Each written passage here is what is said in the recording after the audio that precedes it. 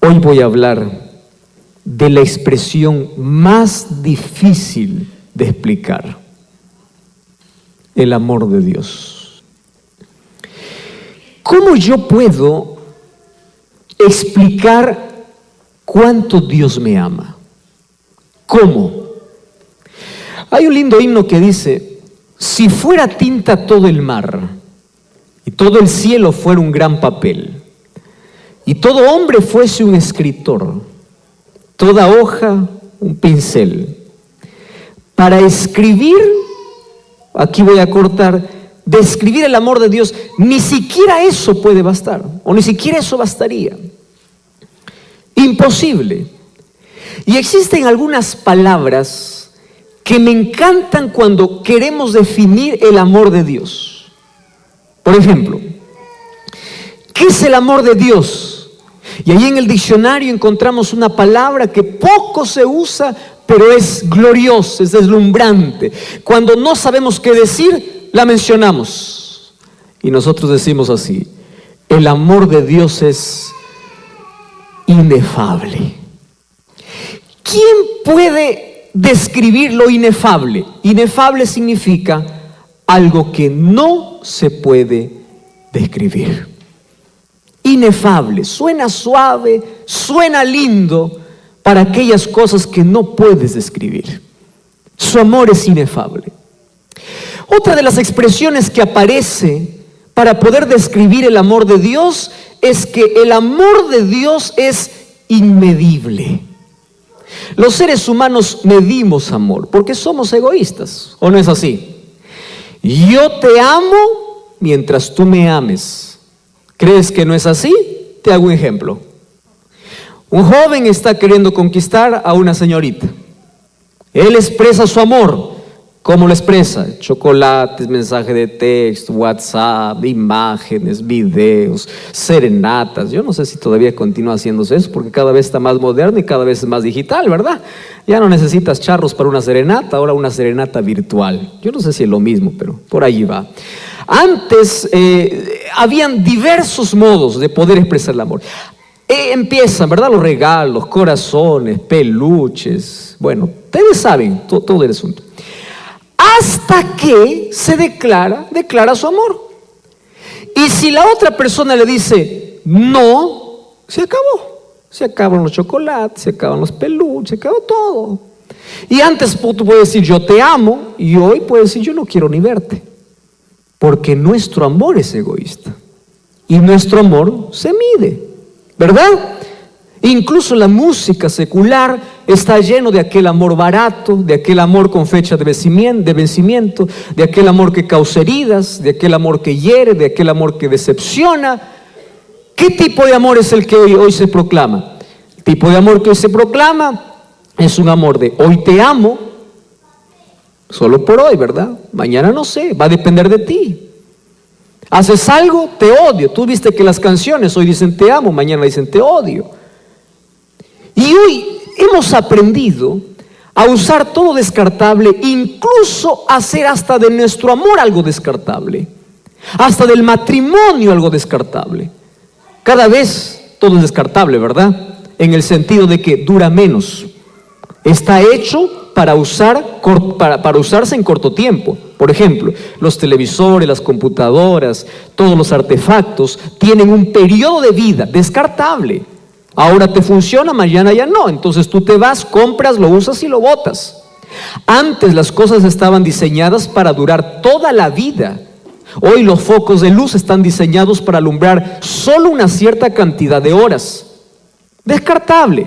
Tenemos platos descartables, cucharas descartables, vasos descartables, pañales descartables. Aquellos que son un poquito más de la época anterior tenían que lavar pañales, ¿verdad?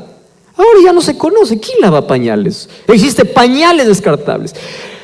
Lo peligroso de todo es que hemos hecho también una vida descartable. Y hasta los matrimonios hoy también tienden a ser descartables. ¿En qué sentido?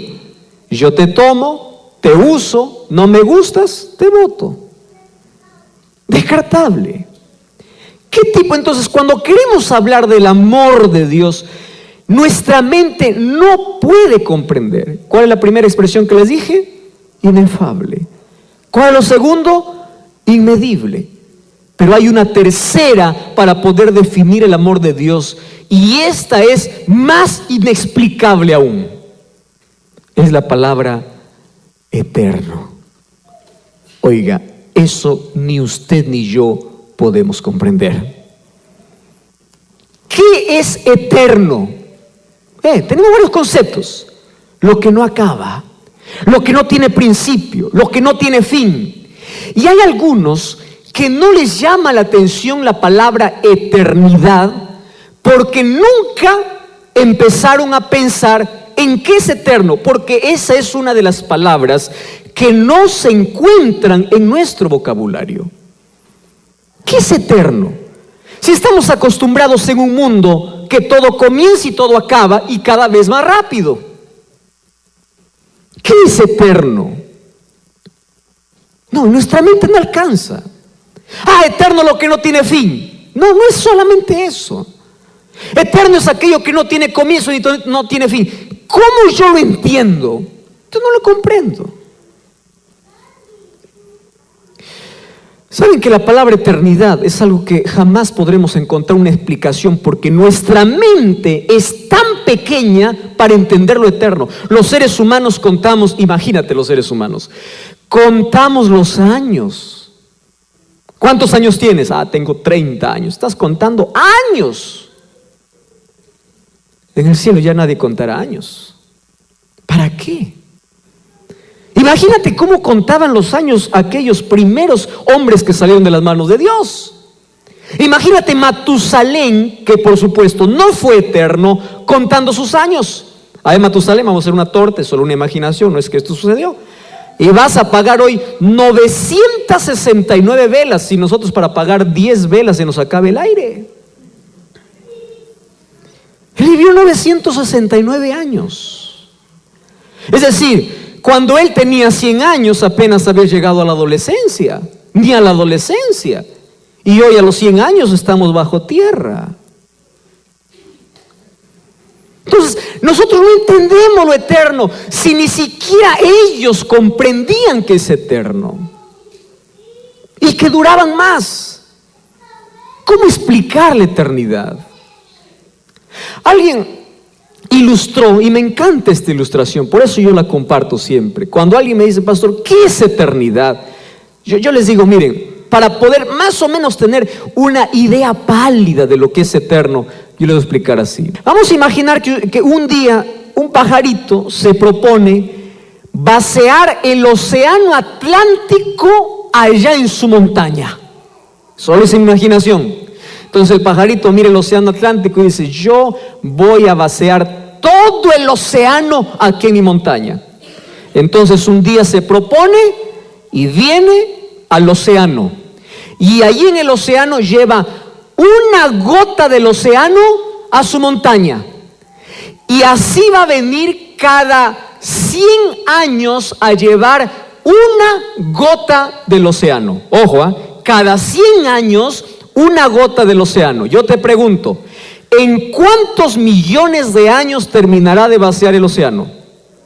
Bueno, todavía no imagines. Cuando el pajarito termine de vaciar todo el océano, apenas habrá pasado un segundo en la eternidad.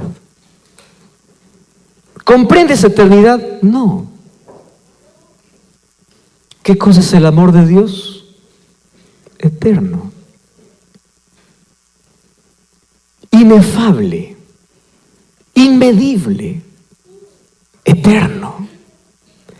Es por eso que cuando Cristo mismo trata de explicar a Nicodemo el amor de Dios, ni siquiera Jesús pudo encontrar una palabra que la mente humana pueda comprender el amor. Por eso le dice a Nicodemo, porque de tal manera, ¿qué es de tal manera?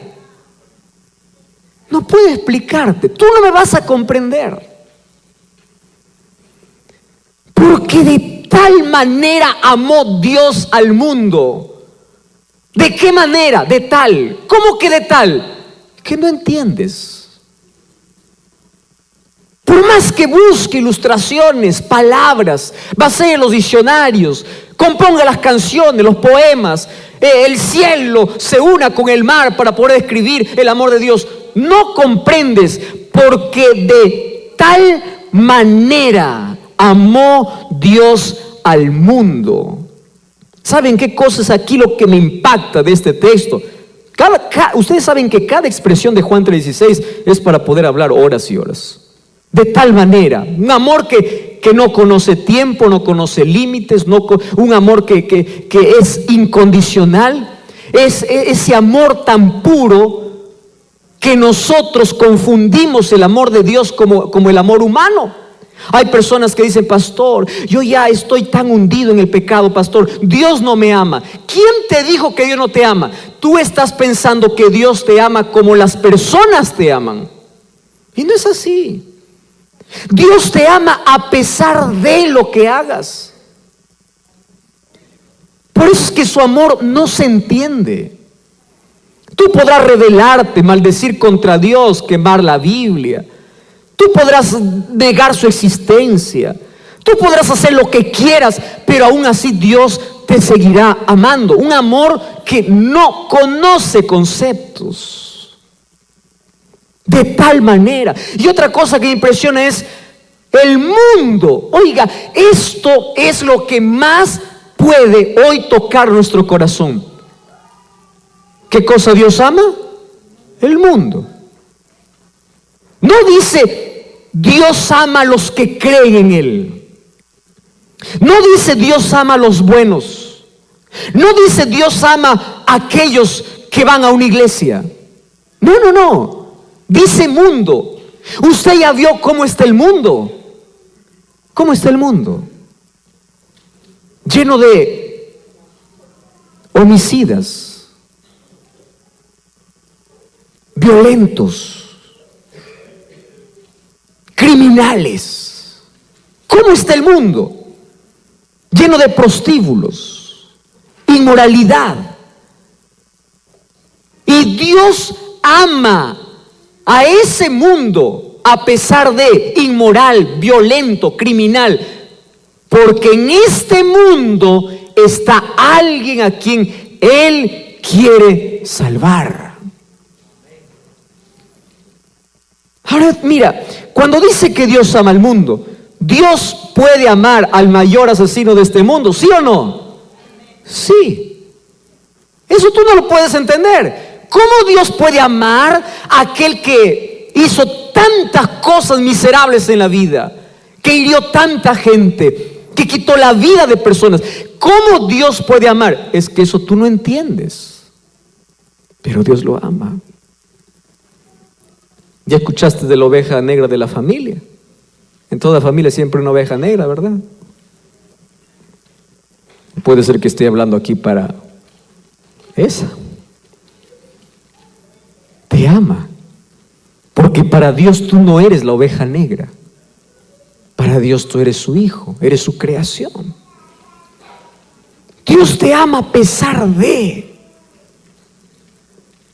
el hecho de que estés en este mundo. Tú ya eres objeto del amor de Dios. Ahora, Dios ama al mundo, pero salva ¿a quién? Aquel que cree. Wow, aquí cambia el asunto, ¿verdad? ¿A quién Dios ama? Al mundo. Pero ¿a quién salva? A quien cree. ¿Cuál es la tercera lección que aquí me presenta Juan 3:16? Que la salvación es un asunto de decisión. Dios no creó seres humanos programados para obedecer. Dios creó seres humanos diseñados para amar. No fuiste programado. ¿Cómo Dios probaría a todo el universo que el ser humano tiene libertad? ¿Cómo Dios lo probaría?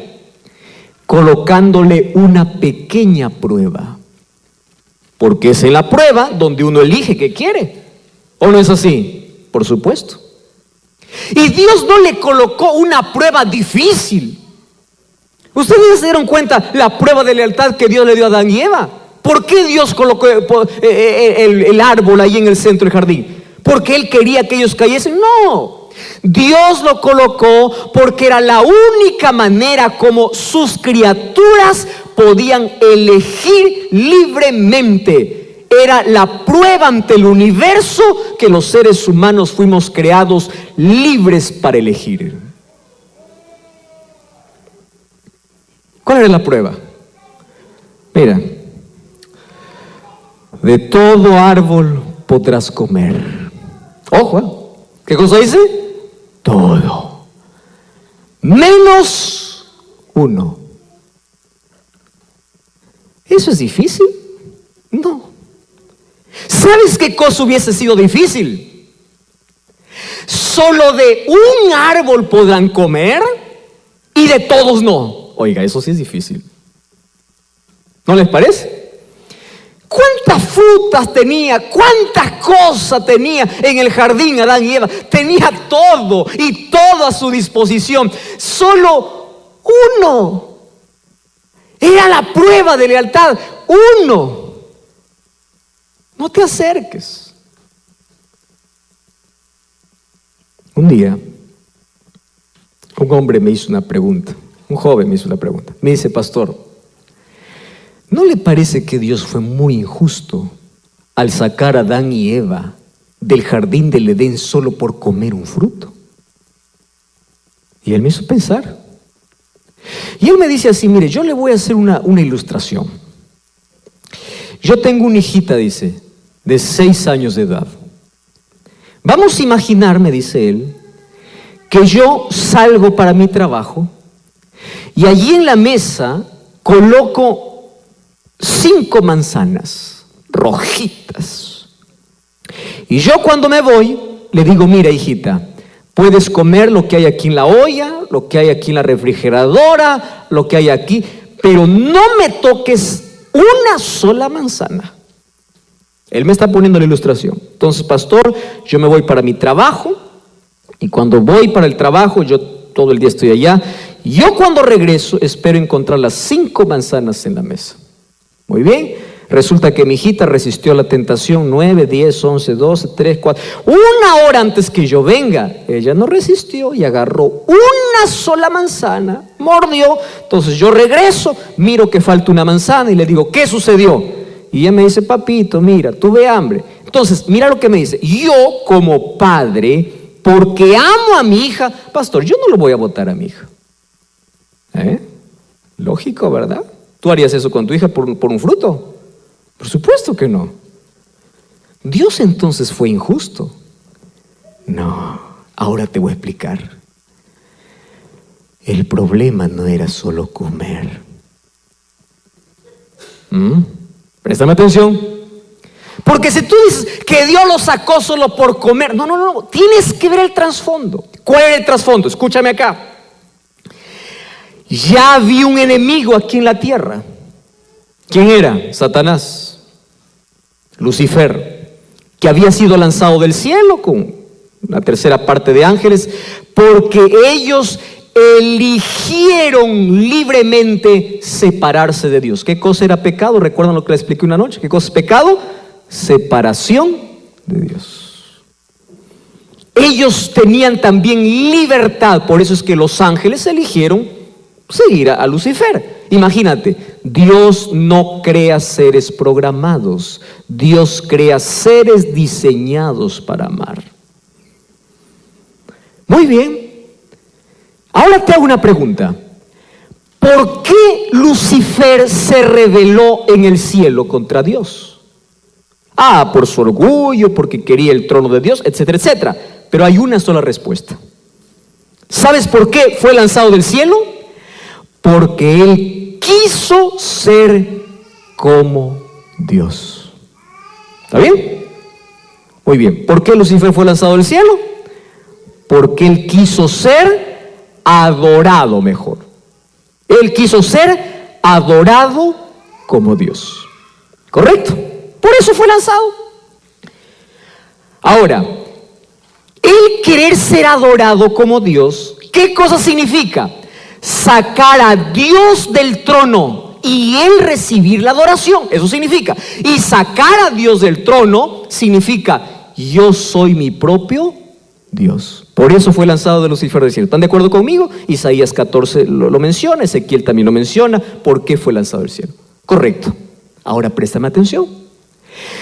Cuando Eva está cerca de aquel árbol, Satanás no solamente va a ofrecerle una fruta, que de paso que es del árbol que Dios prohibió. Satanás viene para ofrecerle su filosofía por el cual fue lanzado del cielo. ¿Por qué fue lanzado del cielo? Porque él quiso ser adorado como Dios. Ahora, vino a la tierra, o ya está en la tierra, y allí a Eva le dice así. Primero, con que Dios os ha dicho, coloca en tela de juicio lo que Dios dice, porque eso es lo que hace el diablo. Dios dice una cosa, el diablo siempre contradice. Dios dice acuérdate, el diablo dice olvídate. Siempre está en contra de Dios. Pero aparte de eso le dice así: el día que ustedes comieren, sus ojos serán abiertos y ustedes serán como, ¿qué le dijo? Entonces, cuando Eva tomó el fruto, ¿qué cosa estaba aceptando? Ser como Dios. ¿Comprendes que el asunto no es un fruto? El mismo problema de Lucifer. Lucifer quiso ser adorado como Dios. Ahora viene aquí a la tierra y le dice: tú también puedes ser como Dios. ¿Por qué entonces Adán y Eva fueron sacados del jardín del Edén? ¿Por qué? Porque ellos pensaron ser como Dios. ¿Tú crees que el diablo cambió de estrategia? No. Todos los seres humanos hemos aceptado su filosofía. Si tú no das el primer lugar a Dios en tu vida, es porque tú te crees ser tu propio Dios. Así de sencillo. Y Dios le dice: el día que ustedes coman, de cierto van a morir. Pastor, pero no murieron. Mentira, sí murió, sí hubo muerte. Solo que en el jardín del Edén hubo una muerte sustitutoria. ¿Hubo muerte cuando hubo pecado? Por supuesto. ¿Quién debía morir? El transgresor. ¿Quiénes eran los transgresores? Adán y Eva. ¿Deberían morir? Sí. ¿Vino la muerte? Sí. Pero en ese mismo día que pecaron, también hubo muerte. Solo que hubo una muerte sustitutoria.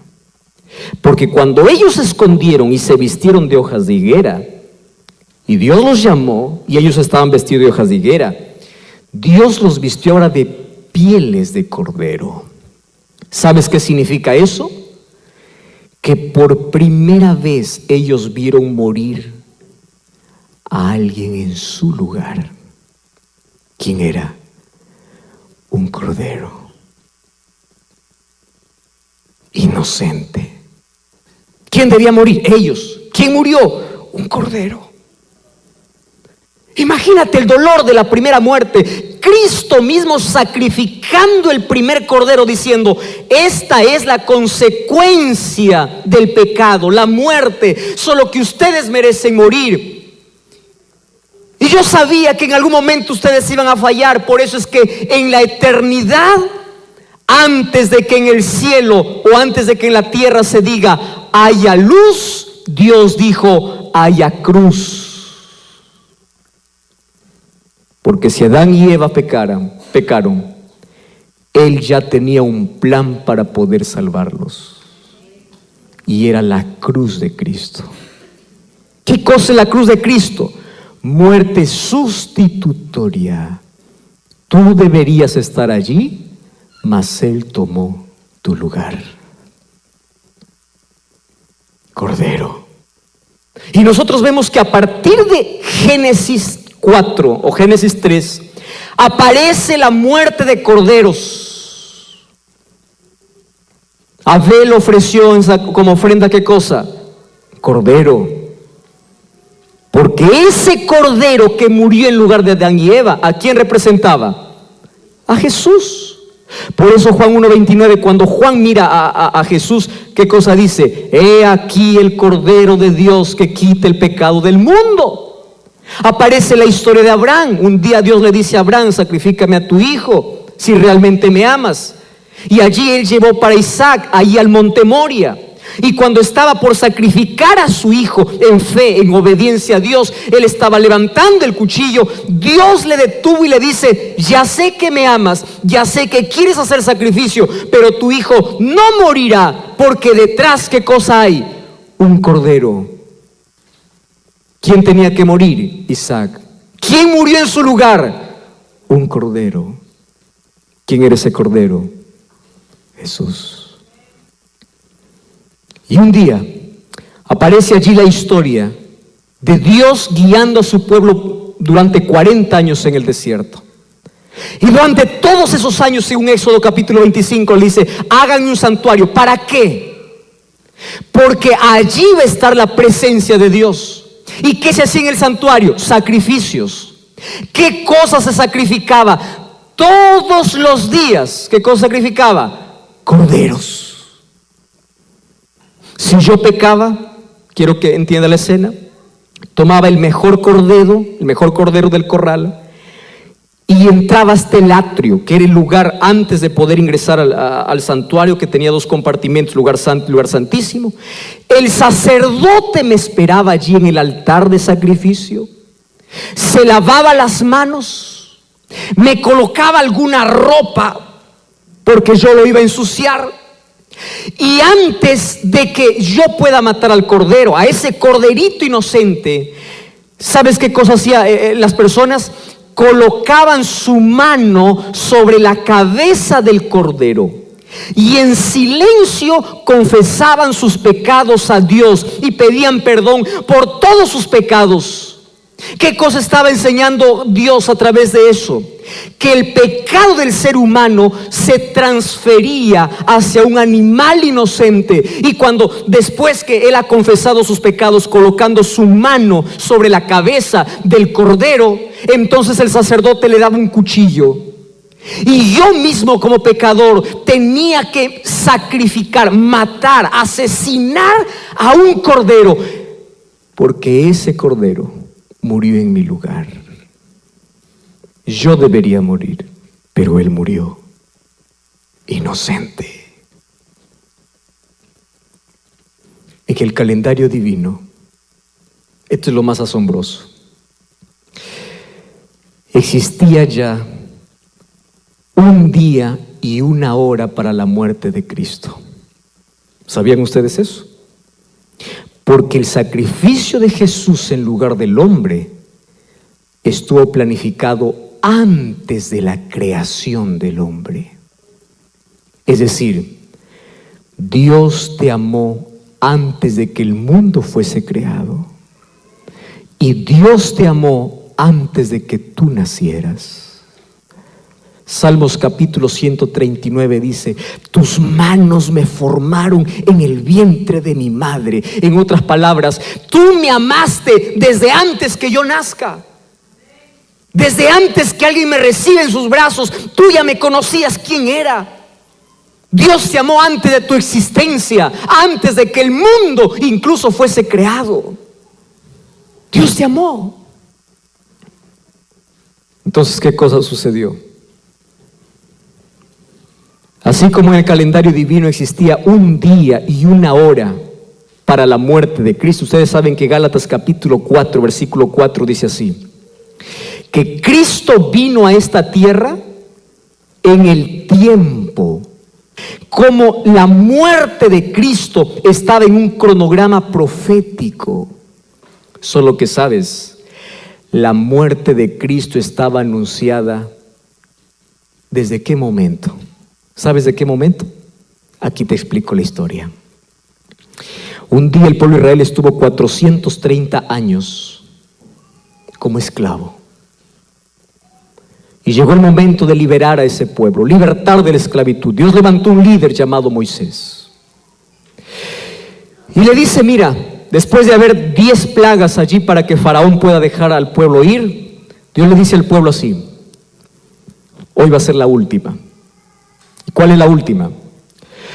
Todos ustedes van a matar un cordero, aquellos que tienen un hijo en casa. Y cuando ustedes maten el cordero, coloquen la sangre del cordero en los postes de su casa.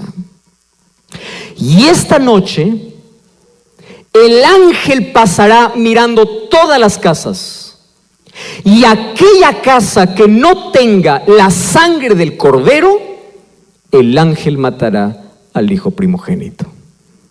Todos los israelitas mataron corderos, colocaron la sangre. ¿Qué cosa es fe? Obediencia. Obedecieron la orden de Dios y ningún primogénito allí murió. Solo que allí, esa noche de liberación se conoce con un nombre que los judíos empezaron a practicarlo como una fiesta, porque Dios lo ordenó para que jamás olviden que un día fueron esclavos y que Dios lo libertó. ¿Sabes cómo se llamaba aquella fiesta de liberación? Se llamaba la fiesta de la Pascua. Pascua viene del término Peshá. ¿Sabes qué significa Peshá? Pasar por alto. Qué interesante aprender una palabra. Pascua, ¿de dónde viene? Peshá. Hoy día el mundo Pascua lo llama huevos, conejos, cualquier cosa que no tiene nada que ver con el verdadero significado. ¿Qué cosa es Pascua? Peshá, pasar por alto. ¿Qué significaba? El ángel pasaba por alto las casas que estaban pintadas con sangre. Muy bien. Pero a partir de allí, Dios les da una orden. ¿Y cuál era la orden? Préstame atención. La orden era que ellos tenían que recordar su liberación. Y Cristo o Dios estableció una fecha para la Pascua. ¿Sabes cuál era la fecha? Esto quiero que me entiendas. Que voy a subir para que todos me vean. En el día 10 de Nisan, ¿qué día dije? 10 de Nisan, tenían que separar un cordero. Voy a repetir esto, ¿En qué día tenían que separar? 10. En el día 14, ese cordero tenía que morir. ¿Qué día tenía que morir? 14. Y en el día 15, ese cordero muerto tenía que ser comido. Voy a hacer aquí un examen, ¿está bien? Eso está en la Biblia, y después ustedes pueden comprar todo eso. Esa fiesta era la fiesta ¿de qué? De la Pascua. ¿Qué consistía? Ellos ahí comían hierbas amargas, panes y levadura, recordando la liberación que Dios les había dado. Muy bien, ¿qué sucedía en el día 10? Se separaba el cordero. ¿Qué sucedía el día 14? Moría el cordero. ¿Qué sucedía el día 15? Era comido el cordero. ¿Lo aprendieron esa fecha? Muy bien. ¿De qué mes dije? Nisan. No se olviden eso. Y durante todos los años, los israelitas, día 10 separar el cordero, día 14 matar, día 15 comer, y de ahí se contaba el primer día hasta los próximos 7 días. Eran fiestas sabáticas, o de reposo, de descanso, o de independencia. ¿Correcto? Recordaban su liberación. Eran fiestas que ellos recordaban la manera como Dios los había sacado. Una vez más, ¿qué día se separaba el cordero? 10. ¿Qué día se mataba? 14. ¿Qué día se comía? 15. Muy bien. Jesús llegó. Escúcheme acá. Jesús llegó. Estuvo 3 años y medio aquí. Llamó a sus discípulos, hizo milagros, anunció el reino de los cielos. Y la Biblia dice: llegó el tiempo. A mí me encanta esa expresión. Y Jesús no subía a Jerusalén, dice, porque su tiempo no había llegado. Pero un día Él dijo, vamos para Jerusalén, porque sabía que su tiempo llegó. Shh, aquí atención. Jesús entonces entra a Jerusalén montado en un burrito. Y en ese día, que se conoce hoy como Domingo de Ramos, multitudes quieren coronarle como rey, colocan sus mantos, colocan allí hojas de palmera y dice, Hosana, Hosana, bendito el que viene en el nombre de Dios, Hosana al Hijo de David. Jesús pasa allí para Jerusalén y después, porque Él huye, porque lo quieren coronar como rey, llora por Jerusalén. ¿Qué día fue? Domingo. ¿Ustedes sabían qué fecha Jesús entró para Jerusalén? Entró un 10 de Nisan. ¿Qué cosa se hacía el día 10? Se separaba, ¿qué cosa? El cordero. ¿Qué día Jesús entró a Jerusalén? Un día 10 de Nisan. Y era cerca de la fiesta de la Pascua. Es decir, Jesús entró a Jerusalén llamando la atención de todo el pueblo, diciendo, yo ya fui separado para morir. Pero nadie se dio cuenta. ¿Qué día murió Jesús? ¿Qué día murió Jesús? Un viernes, ¿verdad? ¿A qué hora murió Jesús? ¿Ustedes saben a qué hora se sacrificaba el cordero? 3 de la tarde. 3 de la tarde. El día 10 fue separado. Y el día en que el cordero tenía que morir, ese día, siendo las 2:59 de la tarde, el sacerdote estaba en el templo, listo para poder sacrificar el cordero. Y cuando el reloj dio las 3 en punto de la tarde, Jesús exclamó, Padre, en tus manos encomiendo mi espíritu. El velo del templo se rasgó en 2. La tierra tembló. Cristo murió como el verdadero cordero sacrificado desde el jardín del Edén. Mas Jesús murió un 14 de Nisan del año 31 a las 3 de la tarde, que para nosotros en nuestro calendario sería un 26 o un 27 de abril a las 3 de la tarde del año 31. Perfectamente, en el día exacto, a la hora exacta. Porque Él es el Cordero de Dios que quita el pecado del mundo. Y porque de tal manera amó Dios al mundo. Queridos, si Cristo murió de la peor manera como un ser humano puede morir. Tú sabes que una de las peores maneras de causar sufrimiento al ser humano era una muerte en la cruz.